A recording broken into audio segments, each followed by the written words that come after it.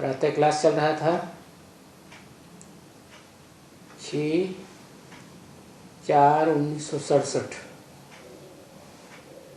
गुरुवार को 5वें पेज की अंत में बात चल रही थी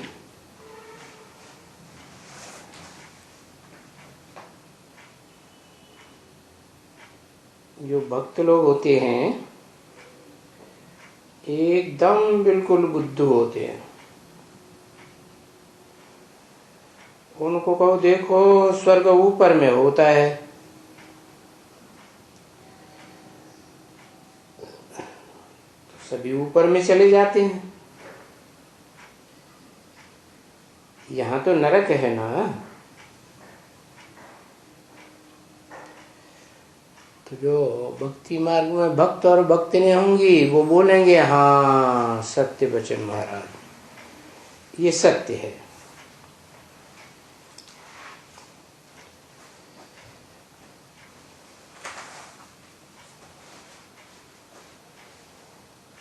वास्तव में स्वर्ग और नरक को ऊपर होने की या नीचे होने की बात नहीं है।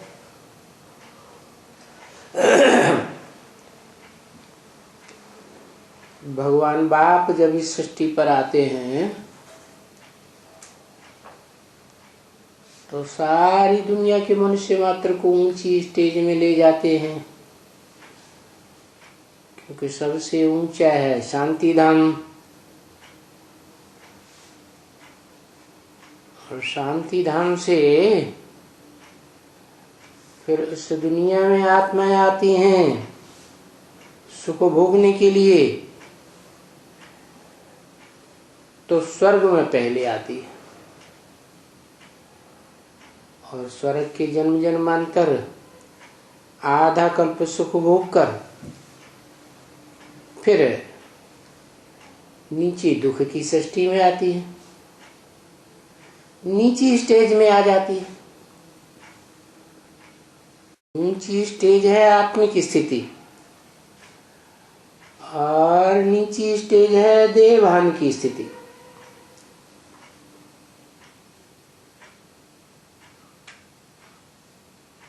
भारी कौन है और हल्की कौन है?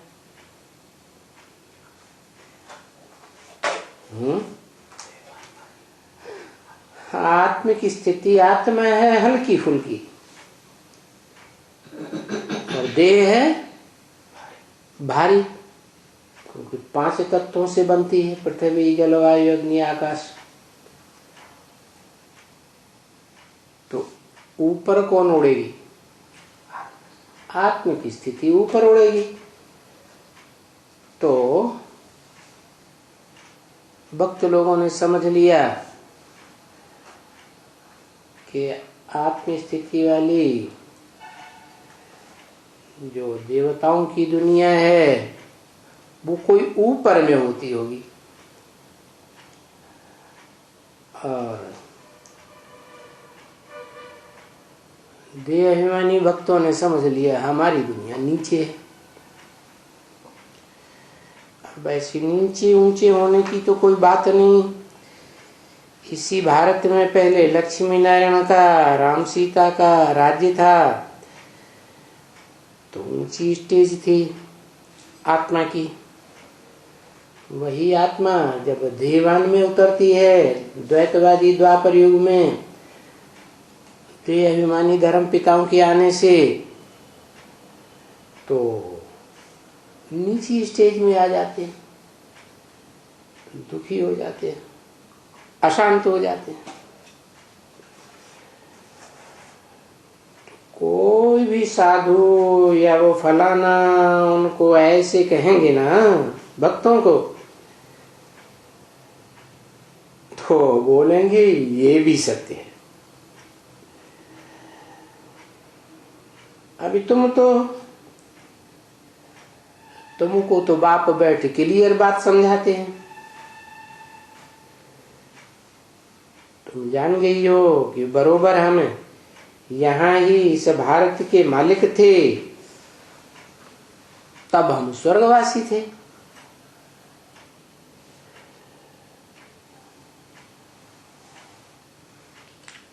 अभी हम इस भारत में परतंत्र हैं।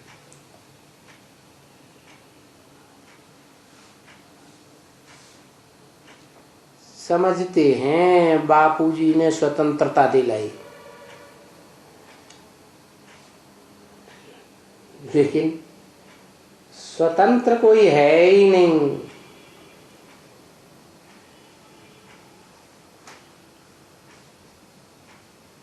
कोई भी मालिक नहीं है।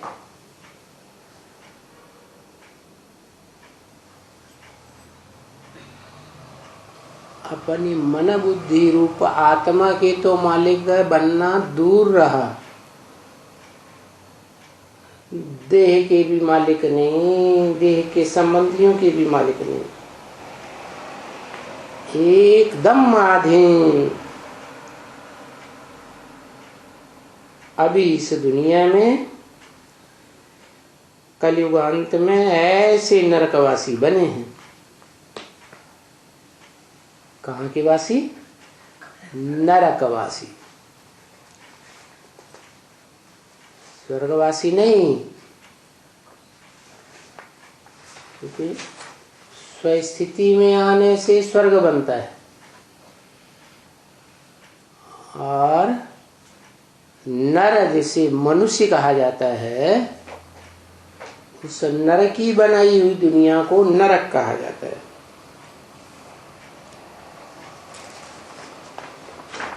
अभी बाबा आए हैं, हमको स्वर्गवासी बनना है, क्योंकि बाबा तो कहा ही जाता है ग्रैंडफादर को। तो दुनिया में जो भी बड़े बड़े धर्म पिताएं हुए हैं, उनको भी सुख शांति का वर्षा देने वाला उन धर्म पिताओं का भी बाप शिव बाबा, वो तो ग्रैंडफादर हो गया। तो उस ग्रैंडफादर से सबको वर्षा मिलता है। वो आकर के हर मनुष्य आत्मा को पहले पहले जन्म में स्वर्ग की अनुभूति कराते, आत्म स्थिति की अनुभूति कराते। 500, 700, 750 करोड़ मनुष्य आत्मा इस दुनिया में क्यों न हो जाए कलयुग के अंत में, फिर भी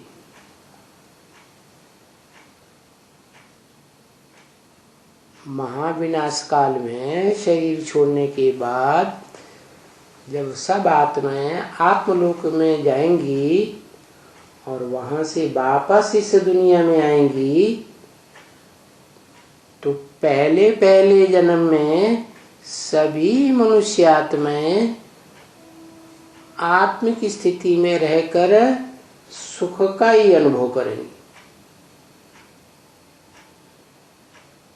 6/4/1967 की वाणी का 6ठा पेज। तो ऐसे स्वर्ग में फिर जो नई आने वाली आत्माएं हैं परम धाम से, ब्रह्मलोक से, आत्मलोक जिसे कहा जाता है, वो फिर यहाँ बादशाह अपने को अनुभव करती है। क्या? उनको कोई दुख नहीं दे सकता। जैसे बादशाह सबको दंड देता है, लेकिन उसको कोई भी दंड नहीं दे सकता। अब उन बादशाहों के बीच में हम बच्चे भी हैं। ज्ञान सूर्य बाप के डायरेक्ट सूर्यवंशी बच्चे, क्या और मनुष्य आत्माएं, कोई तो ज्ञान चंद्रमा ब्रह्मा के बच्चे हैं, ब्रह्मा ज्ञान चंद्रमा है तो बच्चे कौन से वंशी? चंद्रवंशी। कोई इस्लाम वंशी, कोई बौद्ध वंशी, कोई क्रिश्चियन वंशी, और हमको तो सूर्यवंशी बनना है। हम तो उन चंद्रवंशियों के, इस्लामियों, बौद्धियों, क्रिश्चियंस के जन्म जन्मांतर न कभी प्रभाव में आए हैं और न यहाँ शूटिंग पीरियड में उनके प्रभाव में आने वाले हैं। अंदर से हम उनके प्रभाव में नहीं आते। बाहर से भले वो हमारी बांधा बूंदी कुछ समय के लिए कर ही ले, तो ये जो सूर्यवंशियों की नॉलेज है, ये नॉलेज भी नर से नारायण बनने की है। क्या? नर मनुष्य जो मन से बना हुआ है, मनु की औलाद को मन कहा जाता है। जो मनु मनन चिंतन मंथन करने वाला था, संकल्प विकल्प करने वाला था, उसकी औलाद कहे जाते हैं मनुष्य। तो वो ही मनु आदि नारायण बनता है। बनाने वाला कौन? नर को नारायण जैसा कौन बनाता? नर जो कलयुग के अंत में कलाहीन हो जाते हैं, चंद्रमा की तरह कोई भी रोशनी नहीं रहती, उनको सुप्रीम सोल बाप आकर जैसे चंद्रमा 16 कला संपूर्ण रोशनी वाला बन जाता है, ऐसे 16 कला संपूर्ण नारायण बनाते हैं। कौन? आदि नारायण। तो खुद कैसे होंगे? 16 कला संपूर्ण होंगे या उससे भी ऊपर होंगे? हैं? कलातीत। वो है ही सूर्य। सूर्य को थोड़े ही कलाओं में बांधा जाता है, तो कलाओं से ऊपर होता है। तो ये नर से नारायण बनने की नॉलेज है। नारायण का अर्थ ही है अयन माने घर, नार माने जल। जिसका घर ज्ञान जल में ही है। क्या? ज्ञान जल के बाहर कभी आता ही नहीं। इसलिए साक्षात्कार से जो आदि नारायण का चित्र बनवाया है बाबा ने, उसमें देखो ध्यान से, जो लक्ष्मी नारायण ऊपर खड़े हैं, उनकी दुनिया प्रकाश वलय वाली दुनिया है। क्या? ज्ञान जल की दुनिया में खड़े हैं। जो दुनियावी संसार के संकल्प हैं, देह के संकल्प, देह के धंधों के संकल्प, वो उनके संकल्प नहीं। इसलिए उनका नाम पड़ा नारायण। अयन नारायण माने जिनका घर ज्ञान जल में है, ज्ञान प्रकाश के वलय में ही रहते हैं। वो जो कथा सुनाते हैं, सो भी नर से नारायण बनाने की सत्य नारायण की कथा है। और वो कथा भी भारत में होती है, दूसरे देशों में नहीं होती है। सत्यनारायण की कथा है, वो यादगार है। उन्होंने क्या किया होगा है, जरूर सत्य का अनुगमन किया। सत्य कहा जाता है ईश्वरीय ज्ञान को। एक ईश्वर से ही ज्ञान आता है। जो ईश्वर है सदैव निराकारी स्टेज में रहने वाला है, इसीलिए जन्म मरण के चक्र में नहीं आता। चक्र में न आने से फिर उसमें तीनों काल का ज्ञान समाया हुआ रहता है। अगर इस षष्ठी चक्र में जन्म आकर लेवे गर्भ का, तो पूर्व जन्म की सारी बातों को भूल जाए। परंतु वो तो एक ही आत्मा ऐसी तुरिया है, दुनिया की सभी भोगी आत्माओं के बीच जो अजन्मा है, क्या जिसका कभी भी गर्भ से जन्म नहीं होता, क्योंकि त्रिकालदर्शी है ना। तो जो त्रिकालदर्शी है वो तो बंधन में आएगा ही नहीं। तो ये हमारी नर से नारायण बनने की कथा है। हम आत्माएं जो भोगी हैं वो नर से नारायण बनती है या नारायण समान बनती है। यथा राजा तथा प्रजा। तो उनमें भी जो अव्वल नंबर है 1, वो है सत्यनारायण। क्या झूठों के साथ उसने युद्ध किया होगा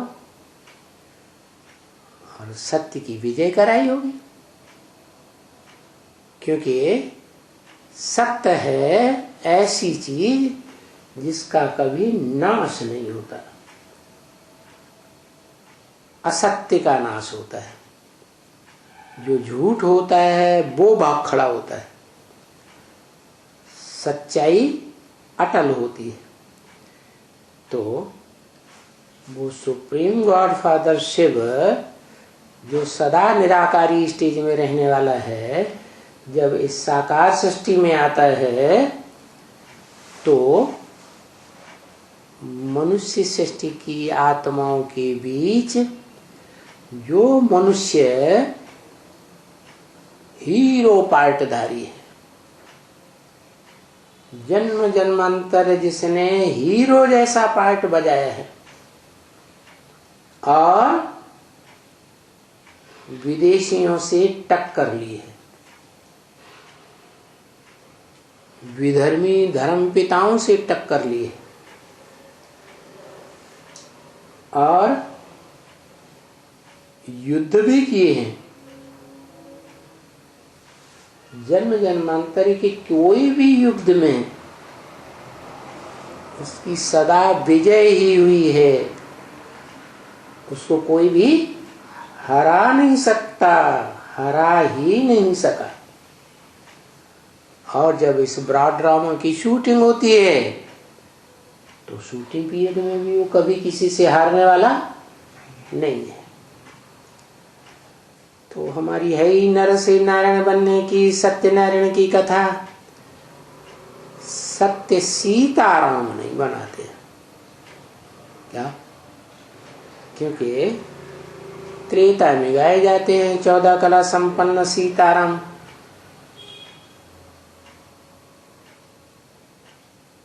फेल हो गई तब तो कम नंबर आया 14 कला।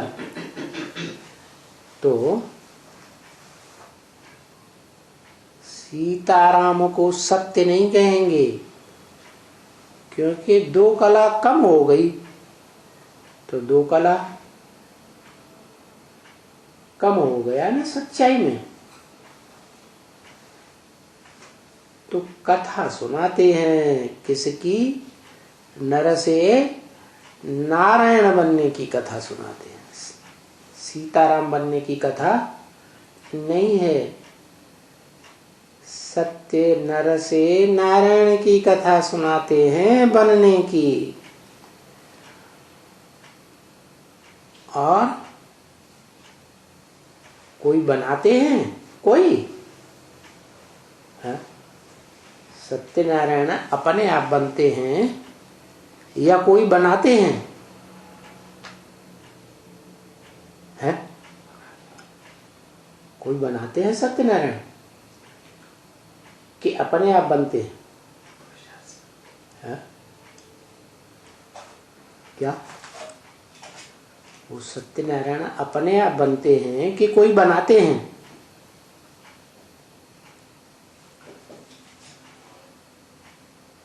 हाँ,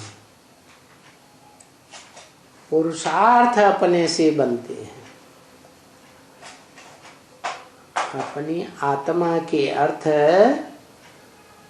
जो रास्ता जिंदगी जीने का सुप्रीम सोल बाप त्रिकालदर्शी आकर बताते हैं, उस रास्ते पर, उस श्रीमत पर चलते हैं और आत्मा का उत्थान का पुरुषार्थ करते हैं। तो ऐसे नहीं है कि उनको कोई सत्यनारायण बनाता है। कोई अगर बनाए तो सवाल पैदा होगा, एक कोई क्यों बना दिया, सबको बनाता नहीं। ये तो पढ़ाई है ईश्वर की, जो जितना पढ़ाई पढ़ेगा उतना उच्च पद पाएगा। तो सत्यनारायण के लिए ऐसे कहते हैं क्या कि उन्होंने अपने पुरुषार्थ करके सत्यनारायण की स्टेज पाई। सीताराम की कोई कथा ऐसे नहीं कहेंगे क्या कि उन्होंने पुरुषार्थ करके ऐसा सीताराम कम कलाओं वाला बना है। पुरुषार्थ किया या फेल हो गया? फेल हो गए ना। तो नर से नारायण बनने की कथा का गायन है। तो बाप भी आकर कहते हैं, कौन सा बाप है? वही निराकार आत्माओं का निराकारी शिव बाप आकर कहते हैं। आकर कहते हैं, कहां से आकर कहते हैं? हैं? तो सदैव आत्मलोक का रहने वाला है, आत्म की स्थिति में रहने वाला है। तो आत्मलोक से इस देह अभिमानियों के संसार में आकर कहते हैं, मैं तुमको राजाओं का महाराजा बनाता हूं। क्या? मैं माने कौन है? मैं माने कौन? मैं कहने वाला देह में होगा तो मैं कहेगा, या देह में आए बगैर मैं कहेगा? तो देह में आकर कहते हैं, मैं तुमको, माने सन्मुख बैठने वाले बच्चों को, विमुख रहने वाले बच्चों को नहीं। क्या? जो सुप्रीम सोल बाप की हर बात को मानते हैं, विपरीत बुद्धि नहीं बनते, ऐसे तुम बच्चों को कहता हूं कि मैं तुमको राजाओं का महाराजा बनाता हूं। क्या? राजा भी नहीं बोला, क्या बोला? राजाओं से भी ऊंचे होते हैं महाराजा। तो राम तो राजा है?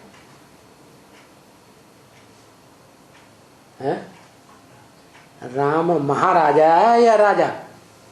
राम तो राजा है, बोलता नहीं नहीं, इनसे भी मैं ऊंचा बनाता हूं। राम सीता से भी मैं ऊंचा बनाता हूं, सूर्यवंशी बनाता हूं। राम सीता तो चंद्रवंशी हुए। क्यों? चंद्रवंशी कैसे? राम चंद्रमा की औलाद। वास्तव में सत्युग में 8 नारायण की गद्दियां चलेंगी। 8 नारायणों की गद्दियों में जो सबसे लास्ट गद्दी है, उसमें जो सत्युग के 16 कला संपूर्ण कृष्ण चंद्र की आत्मा है, वो नीचे उतरते उतरते साहूकार बन जाता है। क्या? आखिरी नारायण के राज्य में।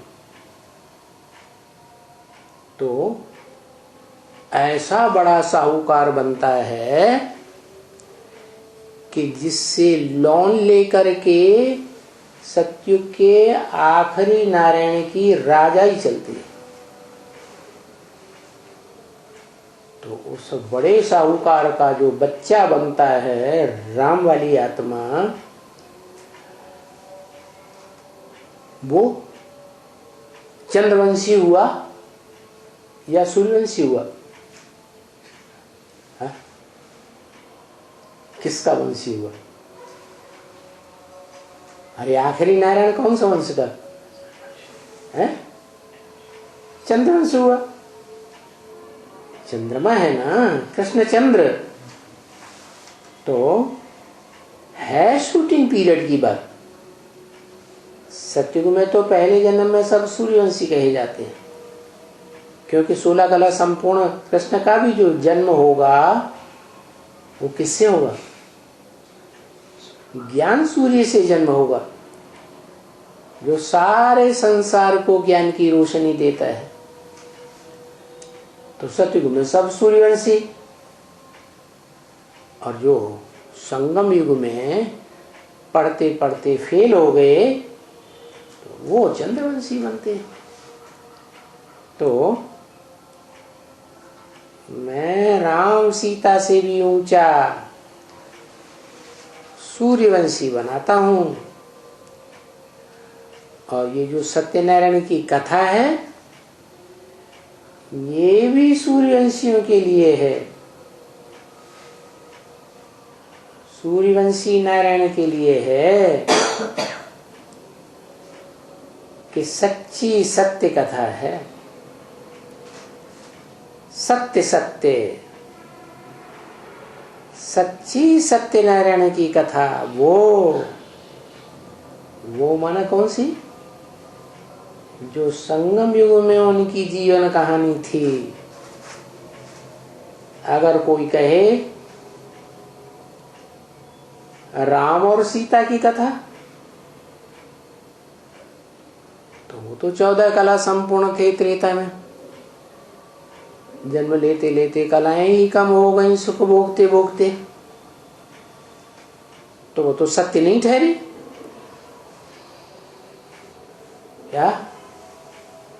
क्या ठहरी? असत्य बात हो गई। इसलिए नाम ही है सत्यनारायण की कथा। अभी अर्थ देखो, सुनते तो बहुत हैं दुनिया में, खास भारत में सुनते हैं सत्यनारायण की कथा। अच्छा, पीछे कथा सुनते हैं राम सीता की। पहले सत्यनारायण की कथा घर घर में प्रचलित है, फिर बाद में जब कलयुग होता है तो घर घर में रामायण की कथा चलती है। तो पीछे राम सीता की कथा हुई ना। अभी उनसे तो कोई बने ही नहीं सकते हैं। किनसे? राम सीता से कोई भी लक्ष्मी नारायण 16 कला संपूर्ण नहीं बन सकते। क्यों? क्योंकि राम सीता तो खुद ही फेल हो गए। 14 कला संपूर्ण, 2 कलाएं कम हो गई। क्या नारायण को याद करने से सीता को याद करने से सीताराम बनेंगे? नारायण लक्ष्मी नारायण बनेंगे अगर सीताराम को याद करते रहेंगे। तो क्या बनेंगे? जिसको याद करेंगे वैसे ही बनेंगे। सीताराम को याद करेंगे तो सीताराम बनेंगे कम कलों वाले। तो किसको जरूरत पड़ी है जो हम सीताराम को याद करें? है? क्यों न 16 कला संपूर्ण लक्ष्मी नारायण को याद करें।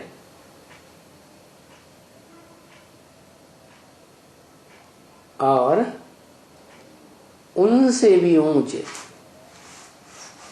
जो लक्ष्मी नारायण को लक्ष्मी नारायण बनाने वाले हैं, कलातीत, उनको ही याद करें ना। आदि नारायण। तो हम राम सीता को याद ही क्यों करें?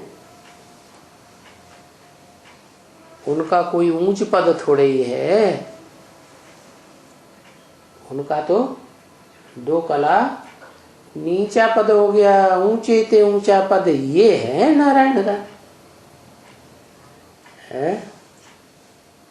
कोई पूछे इस दुनिया में ऊंचे ते ऊंचा पद किसका है तो किसका बताएंगे? त्रेता के राम सीता का या सतयुग के लक्ष्मी नारायण का? है? सतयुग के लक्ष्मी नारायण का ऊंचे ते ऊंचा पद बताएंगे। उनको भी जन्म देने वाले जो आदि नारायण हैं, सृष्टि की आदि में, वो है ऊंचे ते ऊंचा पद, असली नारायण। क्योंकि वो सदैव ज्ञान जल में वास करते हैं। क्या? जब से उनका प्रत्यक्षता रूपी जन्म होता है तब से लेकर जीवन भर उनकी आत्मा ज्ञान जल के बीच ही रमण करती है। इसलिए असली नारायण तो वो हुए। बाकी सतयुग में तो देवताएं ज्ञानी होते हैं, नहीं, वहां तो बुद्धू होते हैं। और त्रेता में तो और भी 2 कला कम हो जाती है। तो फिर त्रेता नामी गामी स्वर्ग हुआ या सतयुग नामी ग्रामी स्वर्ग हुआ? कौन सा हुआ? है? सतयुग नामी ग्रामी हुआ। क्योंकि नामी ग्रामी कहेंगे तो शास्त्रों में तो शास्त्रकारों ने, मनुष्यों ने लिखा है उनकी बुद्धि सतयुग तक पहुंचती है। कोई की भी बुद्धि 84 जन्मों को क्रॉस नहीं कर पाती। क्यों? क्योंकि कोई ने भी 84 जन्मों को क्रॉस किया ही नहीं है। इस मनुष्य सृष्टि में मनुष्य सृष्टि रूपी वृक्ष का एक ही बीज है जो 84 जन्मों को क्रॉस करता है।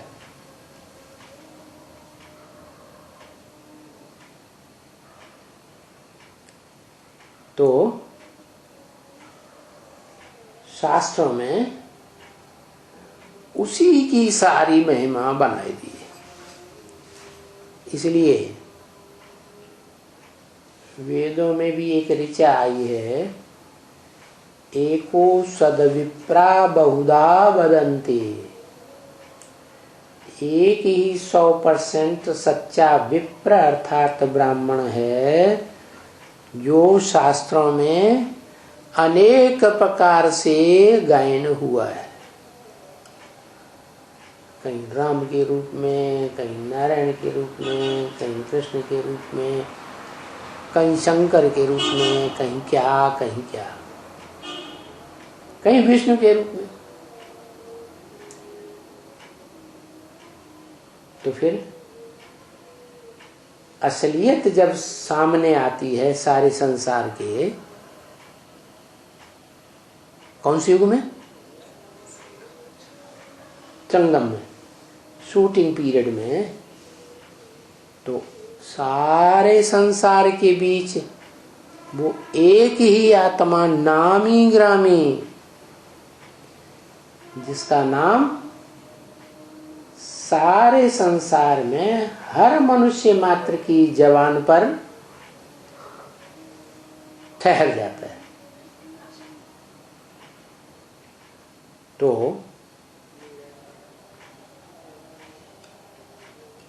वो हुआ स्वर्ग का रचयिता। हाँ, जो सदा जीवन भर, जब तक जीवन रहे उस युग में, तब तक स्वस्थिति का अनुभव करते हुए अतीन्द्रिय सुख का अनुभव करता है, ऊंचे का ऊंचा स्वर्ग। तो उसके मुकाबले में है फिर नरक। क्या? स्वर्ग एक के द्वारा स्वर्ग और नरक अनेक नर मिलकर के जो प्रजातंत्र राज्य फैलाते हैं संसार में, उससे क्या बनता है? दुनिया नरक बन जाती है। ये बिल्कुल छी भी कलयुग को कहते हैं। क्या? सबसे ज्यादा छी युग कब? कलयुग आदि या कलयुग अंत? कलयुग अंत सबसे जास्ती चीज, क्योंकि दुनिया में हर चीज की आयु 4 अवस्थाओं से गुजरती है। सत्व प्रधान, सत्व सामान्य, रजो और तम। तो कलयुग भी पहले सात्विक होता है, बाद में तमो प्रधान बनता है। तो स्वर्ग को भी तो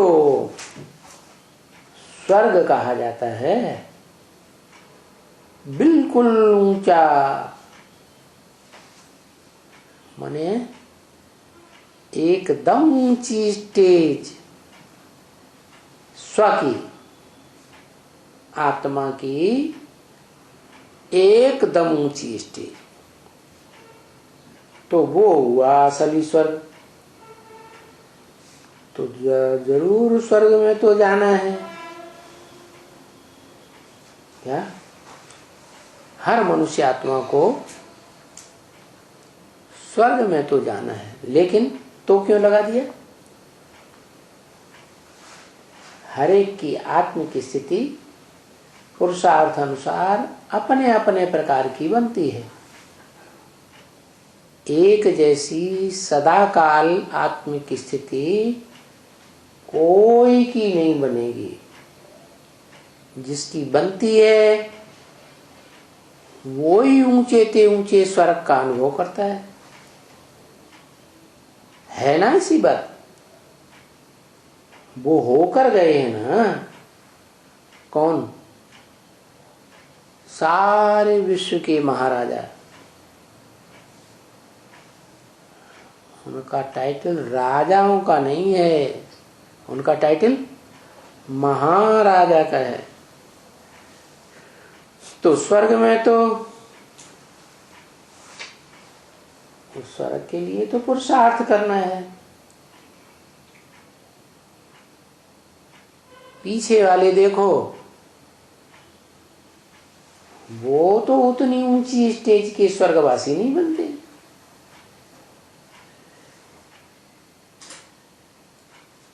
द्वैतवादी द्वापर युग से तो जो आत्माएं आत्मलोक से सृष्टि पर आती हैं, वो स्वर्ग के देवी देवताओं जैसा सुख तो भोगती ही नहीं जन्म जन्मांतर। क्या अंतर है उनमें? सुख तो भोगती है, पहले जन्म में स्वर्ग का जीवन मुक्ति का अनुभव करती है, लेकिन फिर देवताओं से क्या अंतर है? सत्युग त्रेता के देवताओं में और द्वैतवादी नरक की उन आत्माओं में जो पहले पहले आत्मलोक से नीचे आके पार्ट बजाती है, उनमें क्या अंतर है? वो जन्म जन्मांतर सुख भोगती है और ये सिर्फ पहले जन्म में सुख भोगती। तो पीछे वाले 100% संपूर्ण स्वर्गवासी नहीं बनते हैं। वो जाकर के क्या त्रेतावासी बनते हैं। क्या त्रेता में कम कलाओं वाले बनेंगे और द्वैतवादी द्वापर युग से कन्वर्ट होकर के दूसरे धर्मों में चले जाएंगे।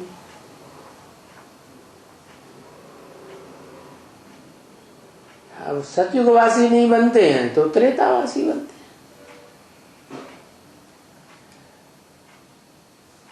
क्या ऊंची पढ़ाई नहीं पढ़ेंगे तो क्या कहेंगे?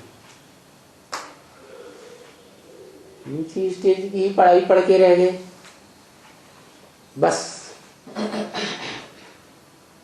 तो ये पढ़ाई यहां तक है।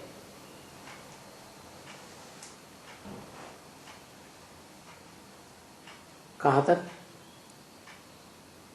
है? यहां तक माने ये जो ईश्वर की पढ़ाई है वो कहां तक है? ईश्वर है त्रिकालदर्शी, तो उसकी पढ़ाई कहां तक है? यहां तक माने विश्व का मालिक बनने तक की पढ़ाई है।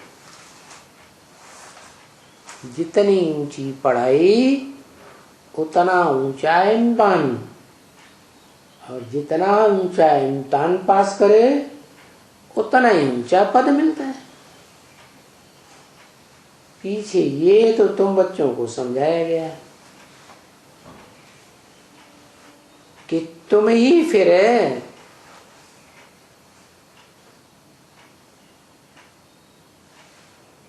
गिरते हो पतित बल से। क्या? क्योंकि नियम है जो नीचे नहीं गिरेगा वो ऊपर भी नहीं उठेगा। जितना जास्ती नीचे गिरने की ताकत होगी उतना ही ऊंचा उठेगा।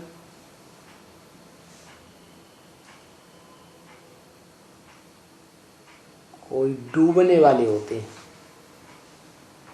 हैं, डूबने वालों को जो निकालने वाले तारू होते हैं, तैराक, वो ज्यादा पावरफुल होते हैं,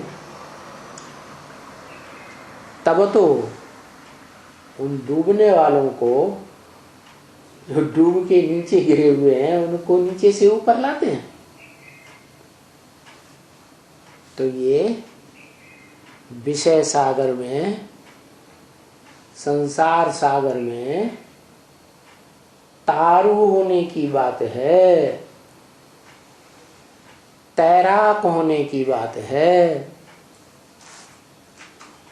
जो अच्छे अच्छे फर्स्ट क्लास या नंबर 1 तारू होगा तो क्या करेगा? सारी दुनिया जो विषय विकारों में डूबी हुई है उनको ऊंची स्टेज में, स्वस्थिति में उठा के लाता है। तो गड्ढे में सबसे जास्ती गहरा जाएगा तब ही तो लाएगा, है?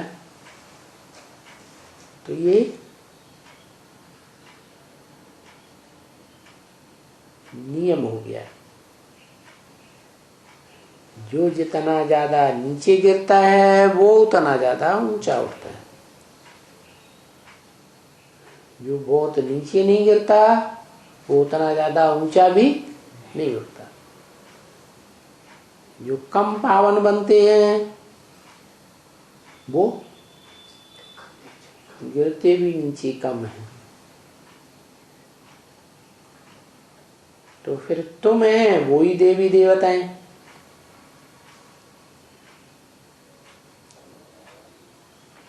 कौन से? सूर्यवंशी। क्योंकि पतित तो सभी बनते हैं, चाहे देव आत्माएं हो, चाहे मनुष्य आत्माएं हो, चाहे राक्षसी आत्माएं हो, पतित सो सभी बनते हैं। पर उन आत्माओं का नाम नहीं बदलता है। क्या? जो क्रिश्चियन धर्म के हैं वो क्राइस्ट को ही मानते, क्रिश्चियन धर्म के ही रहते हैं। भले देवताएं बनते हैं लेकिन क्रिश्चियन धर्म में बाद में कन्वर्ट होते हैं, तो उनका अंतिम असर क्या होता है? क्रिश्चियन ही बनकर रह जाएंगे या सूर्यवंशी बन जाएंगे? है? क्रिश्चियन ही बनते हैं। तो देखो, क्रिश्चियन है तो बस इस संगम युग में पुरुषोत्तम बनाने के लिए, आत्माओं में उत्तम पार्टधारी, हीरो पार्टधारी बनाने के लिए भगवान भी इस सृष्टि पर उतर आए, तो भी जो क्रिश्चियन धर्म के हैं वो क्रिश्चियन ही रहेंगे। क्या? सूर्यवंशी नहीं बने। भले ये बात तुम जानते हो,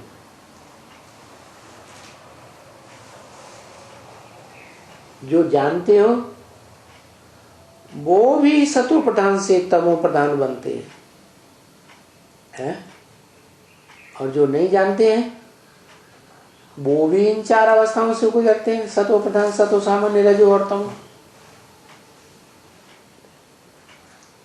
परंतु कलयुग के अंत में, पिछाड़ी में तो सब तमो प्रधान हो जाते हैं।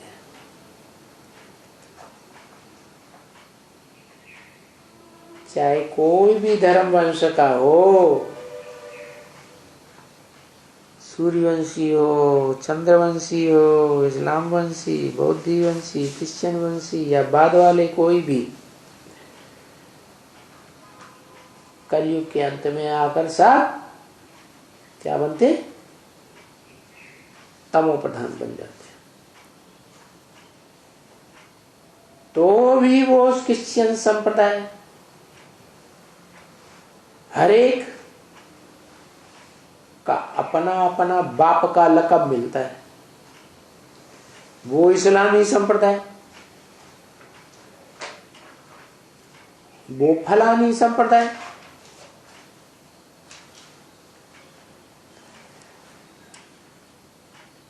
ये क्या हुआ?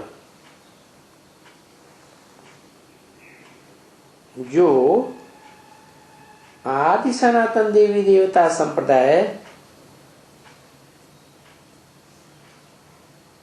क्या, जो सृष्टि के आदि में सनातन माने सबसे पुराने देवी देवता संप्रदाय थे, नर से डायरेक्ट नारायण, नारी से डायरेक्ट उसी जन्म में लक्ष्मी बने थे, वो तो 500-700 करोड़ की दुनिया में जो और धर्म वाले हैं वो कोई भी नहीं एकदम बनते हैं। क्या है? आदि सनातन देवी देवता धर्म के संप्रदाय। हाँ, वो जो नीचे गिरते हैं,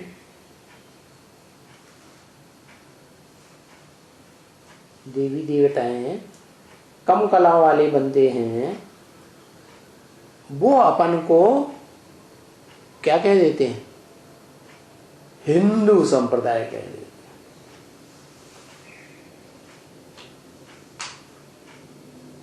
तो हिंदू कह देते हैं, लेकिन हिंदू का अर्थ भी कोई नहीं समझते है। हर शब्द का अर्थ होता है ना, भाव भी होता है। हिम माने हिंसा, दू माने दुईते, दूर करने वाले। तो कह देते हैं अपन को हिंदू, तो हिंसा को दूर करने वाले हैं, दुख को दूर करने वाले हैं, या वास्तव में दुख और बढ़ता जाता है? अर्थ नहीं समझते। अभी तो ये हिंदू शब्द के अर्थ को समझने की कॉमन बात है ना, जैसा शब्द वैसा उसका अर्थ। अब ये समझने की बात है कि हम हैं आदि सनातन देवी देवता धर्म के। क्या सनातन धर्म तो है, सनातन माने पुराना। क्या कोई भी धर्म होता है तो धर्म पिता के नाम पर नाम पड़ता है ना, है? क्राइस्ट से क्रिश्चियन धर्म, मोहम्मद से मुस्लिम धर्म, नाम है ना, बुद्ध से बौद्ध धर्म। तो ऐसे ही सनातन धर्म कह देते हैं, लेकिन ये नहीं जानते कि कहने वालों का धर्म पिता कौन था।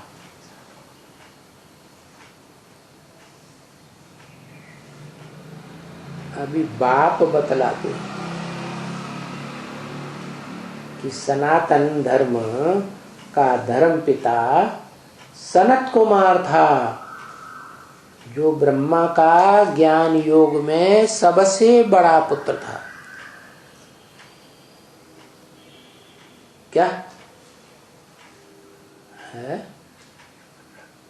ब्रह्मा ने जो सृष्टि रची, उस सृष्टि में जो मानसी सृष्टि रची, क्या ये इंद्रियां है ना, 10 इंद्रियां हैं, 9 इंद्रियां हैं, इनको कंट्रोल करने वाली इंद्रिय सर्वोपरि है मन। तो ब्रह्मा ने सबसे पहले ऊंची से ऊंची सृष्टि में मन से उत्पन्न होने वाले बड़े बच्चे को, जिसका नाम जिसका नाम सनत कुमार, उसको जन्म दिया।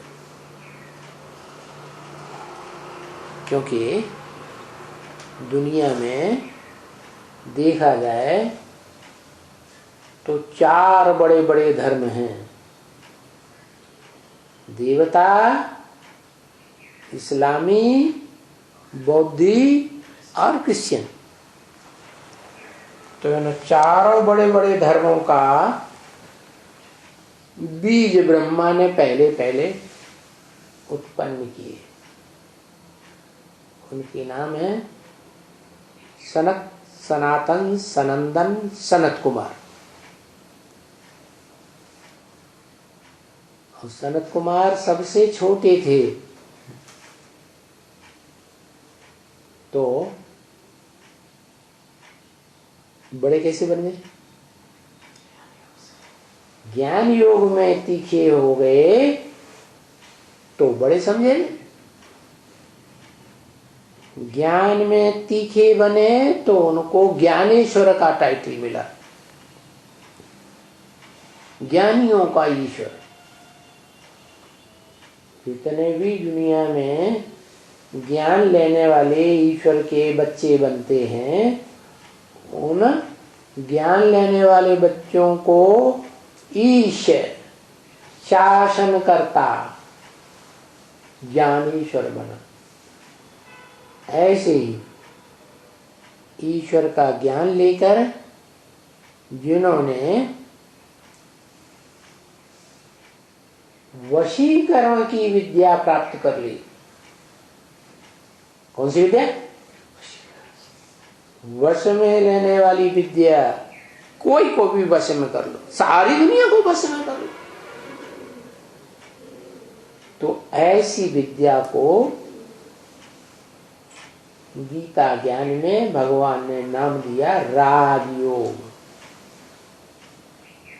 कैसा योग? योग शक्ति, राजाई की शक्ति, कंट्रोलिंग पावर, वशीभूत करने की शक्ति। तो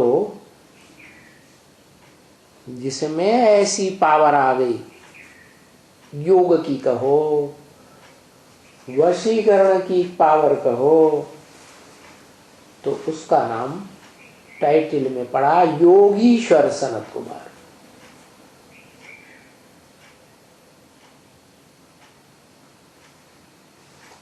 तो वो जो सबसे ऊंचा धर्म, सबसे पुराना धर्म, आदि सनातन देवी देवता धर्म है, और उसको जन्म देने वाला जो धर्म पिता है, उसका नाम क्यों नहीं गाया जाए? है? तो भक्ति मार्ग में उसका नाम कोई नहीं जानता। वो ऐसा गुप्त पाठधारी है। ऐसे भी नहीं कि द्वैतवादी भक्ति मार्ग में, रावण राज्य में, 10 सिरों वाले राज्य में, प्रजातंत्र राज्य में, जो कलयुग के अंत में प्रत्यक्ष होता है,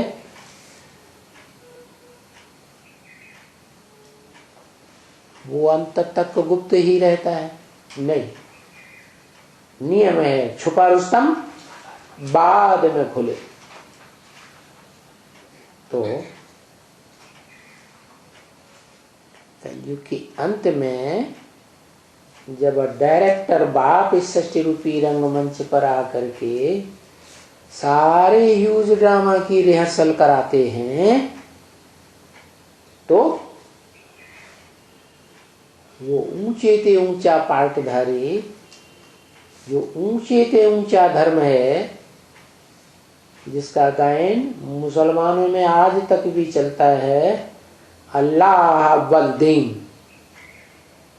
अल्लाह माने ऊंचते ऊंच ने आकर के अव्वल नंबर दीन अर्थात धर्म की स्थापना की। वो है आदि सनातन देवी देवता धर्म, जिसका धर्म पिता सनत कुमार। सनत कुमार धर्म पिता के नाम पर धर्म का नाम पड़ा सनातन धर्म।